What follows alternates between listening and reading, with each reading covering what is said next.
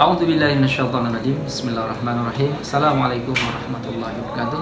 Alhamdulillahirabbil alamin. Allahumma shalli ala sayyidina Muhammad wa ala ali sayyidina Muhammad. Rabbi shrah li sadri wa yassir li amri wahlul 'uqdatam min lisani yafqahu qawli. Alhamdulillah, pada video kali ini saya ingin bertanya-tanya tentang ruqyah kepada tim Ruzan Ruqyah Syariah Munzalan. Nah, apa profesi mereka selain meruqyah dan alasan mereka menjadi seorang peruqyah ini apa saja? Maka langsung saja kita lihat. Yuk, bismillah.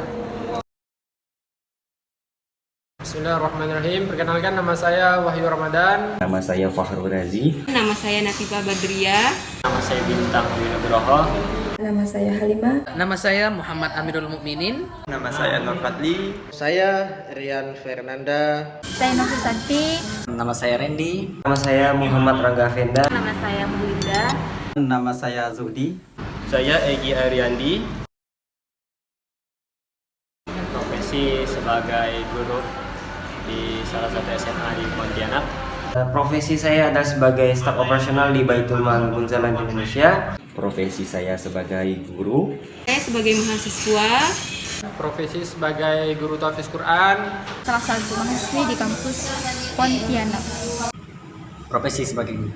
Profesi saya sebagai mahasiswi di salah satu perguruan tinggi YIN Pontianak. Profesi sekarang alhamdulillah diamanahi di bagian relationship di Baitul Mal Munzalan Indonesia cabang Kuburaya. Saya sebagai mahasiswa. Pekerjaan sebagai guru. Saya sebagai mahasiswa YIN Pontianak. Profesi saya sebagai guru ngaji di Majelis Ziyaratul Khairat. Saya juga bekerja di salah satu perguruan tinggi di IAIN Pontianak di bagian staf administrasi di Fakultas Usuluddin Adab dan Dakwah. Ingin memperdalam ilmu terkait ilmu Tibun Nabawi, terutama di ruqyah. Untuk menebarkan kebermanfaatan sesuai dengan sabdanya Nabi, "Balighu anni walau ayah", sampaikan darimu satu ayat. Jadi setiap apapun yang kita ketahui itu memang kita sampaikan. Jadi tujuan saya meruqyah adalah untuk menebarkan kebermanfaatan, menyampaikan dakwah ini kepada orang yang membutuhkan, terutama di sekolah ada gangguan-gangguan atau segala macam hal, maka saya akan mendakwahkan ruqyah ini. Karena ruqyah ini merupakan salah satu pengobatan tibun nabawi yang dianjurkan oleh Rasulullah SAW, Yaitu untuk belajar dan mengajar. Saya tertarik dengan ruqyah ini karena bagi saya ruqyah ini sangat penting bagi kehidupan saya, terutama di keluarga dan masyarakat sekitar. Karena dengan mengenal ruqyah kita dapat mengetahui bahwa pengobatan ruqyah adalah pengobatan yang diajarkan Nabi. Secara tidak langsung, ruqyah itu merupakan salah satu bentuk usaha saya untuk mendekatkan diri sekaligus meminta pertolongan kepada Allah. Karena menurut saya pribadi, wasilah lewat ruqyah ini adalah medan juang dakwah yang berbeda daripada yang lain. Kalaulah saya sudah berkhidmat di Baitul Mal Munzalan Indonesia, itu kita bertemu atau berinteraksi dengan orang-orang yang nyata, akan tetapi lewat wasilah ruqyah ini kita bisa belajar berinteraksi dengan yang kasat mata, yaitu jinnya Allah. Karena menurut saya ruqyah adalah salah satu tibun nabawi yang dimana ruqyah ini banyak orang yang tidak ketahui. Jadi dalamnya juga banyak cara-cara yang mudah untuk kita menyampaikan dakwah lewat ruqyah. Karena ruqyah di sini adalah pengobatan tibun nabawi yang pernah diajarkan Rasulullah SAW. Dan di sini saya juga ingin bertujuan ingin berdakwah melalui Al-Quran kepada masyarakat, karena Al-Quran di sini adalah asyifa, pengobat bagi penyakit apapun. Karena ruqyah adalah salah satu teknik penyembuhan menggunakan ayat-ayat Al-Quran dan doa-doa muktabaroh yang diajarkan langsung oleh Rasulullah SAW. Dan ruqyah juga dapat melindungi diri dari gangguan-gangguan jin dan sihir. Saya ingin lebih taat lagi kepada Allah. Terus saya ingin menyebarkan bahwasanya Al-Quran itu bisa menjadi obat. Tujuan saya hanya satu, yaitu memperbaiki keadaan akidah umat, insya Allah. Yang pertama ingin bertaubat dan memperbaiki diri. Yang kedua ingin menyebarkan ilmu Al-Quran. Yang ketiga ingin memberikan pemahaman bahwa di dalam Islam ada yang namanya pengobatan, yaitu ruqyah syariah. Dengan adanya ilmu ruqyah yang kita pahami, insya Allah dalam pengobatannya ketika kita sakit, kita bisa mengobati dengan cara yang benar, niat yang benar, insya Allah hasilnya maksimal dengan izin Allah. Pertama, ingin mendekatkan diri kepada Allah, ingin mencari ridhonya Allah. Yang kedua, ingin membantu umat supaya umat ini kembali kepada Al-Quran. Janganlah untuk mencari ilmu, baik ilmu dunia maupun ilmu akhirat. Mari sama-sama kita belajar dan mempraktikkan ruqyah syariah ini agar bisa semua masyarakat itu memahami Al-Quran beserta maknanya.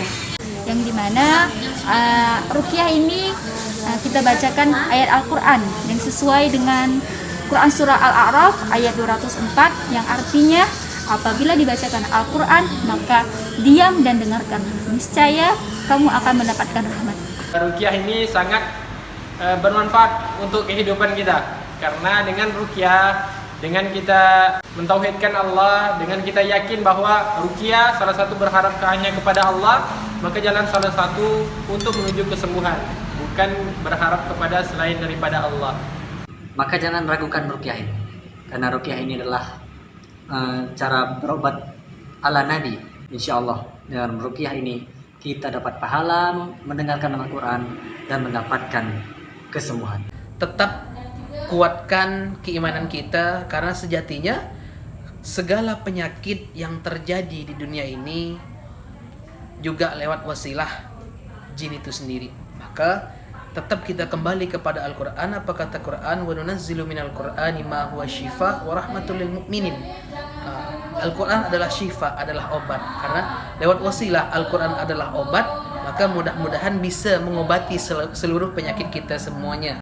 Yuk kita ruqyah. Ruqyah membuat kita lebih tenang karena proses pengobatannya menggunakan Al-Quran yang telah diajarkan Nabi Muhammad SAW. Jangan takut untuk diruqyah, karena ruqyah itu tidak harus tentang kesurupan, tapi ruqyah itu justru memberikan manfaat yang banyak karena terdiri dari doa-doa dan ayat suci Al-Quran. Jangan takut diruqyah, karena ruqyah sendiri adalah pengobatan dari Rasulullah SAW dan semuanya bisa meruqyah, insya Allah. Jangan takut untuk diruqyah, karena ruqyah dapat melindungi diri kita dari gangguan-gangguan jin dan sihir-sihir yang dikirim oleh orang-orang yang jahat.